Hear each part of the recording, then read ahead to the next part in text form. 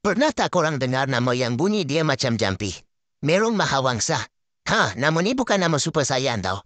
Tapi nama tok raja legenda yang dikatakan pengasas negeri Kedah. Dulu, zaman sebelum ada internet, sebelum ada MyV, ada seorang raja hebat dari negeri jauh. Nama dia Merong Mahawangsa. Ceritanya, dia dalam perjalanan dari Rome nak pergi ke China. Tapi di tengah laut, tiba-tiba datang naga besar. Bukan naga game tau, ni naga betul-betul yang suka kacau manusia. Jadi kapal dia boom, karam. Tapi peliknya, dia tak mati. Dia sampai ke satu tempat yang sangat cantik, Tanah Kedah Tua. Kat situ, dia bina kerajaan. Jadi raja pertama Kedah. Orang kata dia ni bijak, kuat dan mungkin ada sikit-sikit magic lah. Lepas beberapa keturunan, datanglah raja bernama Fraong Mahawangsa yang akhirnya memeluk Islam dan jadi Sultan Muzaffar Shah. Dari situlah bermulanya Kesultanan Kedah yang kita kenal sampai hari ini.